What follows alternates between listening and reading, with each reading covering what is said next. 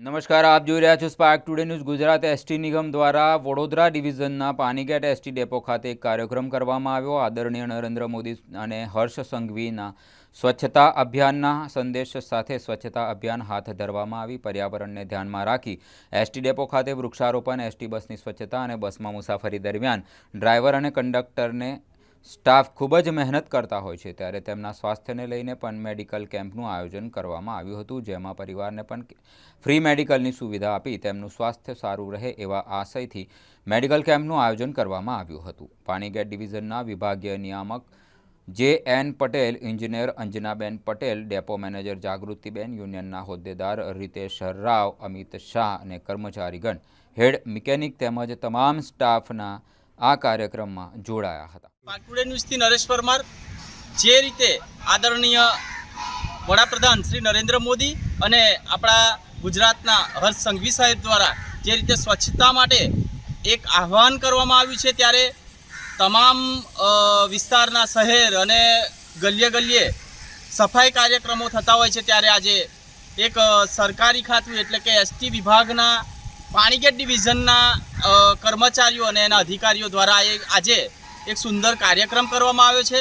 એ કાર્યક્રમની અંદર વૃક્ષારોપણ કરવામાં આવ્યું છે અને જે વૃક્ષો રોપી અને આવતા દિવસોની અંદર તેની ઓક્સિજન અને તેના દ્વારા જે આ એસટી વિભાગના કર્મચારીઓ છે તેનો લાભ લઈ શકે. સાથે સાથે આ એસટી વિભાગની જે બસો છે તેની પણ સફાઈની કામગીરી આજે કરવામાં આવી. સુંદર સફાઈની કામગીરી કરવામાં આવી અને સાથે સાથે આ ડિવિઝનના જે મેન અધિકારી છે તેમના દ્વારા એક આયોજન પણ એવું કરવામાં આવ્યું છે કે અહીંયા મેડિકલ કેમ્પનું આયોજન કરવામાં આવ્યું છે. તેમના જે ડ્રાઈવર હોય, કંડક્ટર હોય અને સાથે સાથે જે તે કર્મચારીઓ હોય તેમનું પણ ધ્યાન રાખી અને તેમનું મેડિકલનું પણ અહીંયા આગળ આયોજન કરવામાં આવ્યું છે. તેની વાત કરીશું સાહેબ સાથે. સાહેબજી, આ કાર્યક્રમ શું હતો અને કેવી રીતે આપના મનમાં આવ્યો કે આ કાર્યક્રમ આયોજિત કરવો છે? જે.એન. પટેલ, વિભાગીય નિયામક, જીએસઆરટીસી, વડોદરા ડિવિઝન. માનનીય સરકારશ્રીની સીધી સૂચના અનુસાર અને જીએસઆરટીસી નિગમ દ્વારા મધ્યસ્થ કચેરીની સૂચના અનુસાર આજરોજ 9/8/2024ના રવિવારના દિવસે ગુજરાત રાજ્યના તમામ બસ સ્ટેશનો અને ડેપો વર્કશોપ ખાતે સફાઈ અભિયાનનું આયોજન કરવામાં આવ્યું. એ પૈકી આપણે વડોદરા સેન્ટ્રલ બસ સ્ટેશન ખાતે પણ સફાઈ કાર્યક્રમનું એક આયોજન કરવામાં આવેલ. સફાઈ કાર્યક્રમ કરવા બાબતનો મુખ્ય ઉદ્દેશ એ છે કે બસ સ્ટેશન જે છે એ મુખ્યત્વે પ્રવાસી જનતાઓની અવરજવરવાળું, ભીડભાડવાળું એક એવું સ્થળ છે કે જ્યાં આગળ અવારનવાર નાનો મોટો કચરો મુસાફરો દ્વારા નાખવામાં આવતો હોય છે. રેગ્યુલર બેઝિસ ઉપર બસ સ્ટેશનની સફાઈ અમારા દ્વારા કરવામાં આવતી હોય છે, પરંતુ આ એક આજરોજ જે સફાઈ અભિયાન હાથ ધરવામાં આવ્યું, જેના પાછળનો મુખ્ય હેતુ એવો છે કે સામાન્ય પબ્લિક અથવા તો બસમાં મુસાફરી કરતા જે મુસાફરો છે તેમનામાં પણ એક જાગૃતતા ફેલાવવા માટે અને બસ સ્ટેશન આપણું જે છે એ સંપૂર્ણપણે સ્વચ્છ રહે, કચરા મુક્ત રહે, તે મુખ્ય આશય રહેલો છે. બસ સ્ટેશન કન્ટિન્યુઅસ સફાઈની કામગીરી અમારા કર્મચારીઓ દ્વારા કરવામાં આવતી હોય છે અને મુસાફર જનતાને પણ હું વિનંતી કરીશ કે બસ સ્ટેશન ઉપર તમે જ્યારે પણ જાઓ એ વખતે બસ સ્ટેશન ઉપર પૂરતા પ્રમાણમાં ડસ્ટબિન મૂકેલા જ હોય છે અને તેનો ઉપયોગ કરી અને કોઈપણ પ્રકારનો કચરો બસ સ્ટેશનમાં ન નાખવો અને ડસ્ટબિનનો ઉપયોગ કરવો, જેનાથી આપણું બસ સ્ટેશન એ સુંદર અને સ્વચ્છ દેખાય.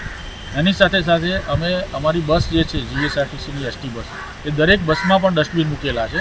આથી તમામ મુસાફરોને હું વિનંતી કરીશ કે બસની અંદર પણ તમે જ્યારે મુસાફરી કરો એ વખતે પણ આપની પાસે કોઈ નાનો મોટો કચરો હોય તો પણ જે એસટી બસ છે એમાં જે ડસ્ટબિન મૂકવામાં આવેલું છે તેમાં જ તમે એ કચરો નાખો તો આપણી જે બસ છે એ પણ સ્વચ્છ રહેશે. આજના આ કાર્યક્રમ અન્વયે આ સાથે અમે વૃક્ષારોપણનો અને મેડિકલ ચેકઅપ કેમ્પનું પણ આયોજન કરેલું છે. હાલમાં જ તમે જાણો છો કે ચોમાસાની સિઝન ચાલુ છે, તો અત્યારે આપણે વૃક્ષો જો જેટલા પ્રમાણમાં વધુ વાવીએ તો એટલો પર્યાવરણને એ છે ઉપયોગી થઈ શકે અને ભવિષ્યના આવનાર સમયની અંદર જે ગ્લોબલાઇઝેશનનો પ્રશ્ન છે એમાં આપણે મદદરૂપ થઈ શકીએ.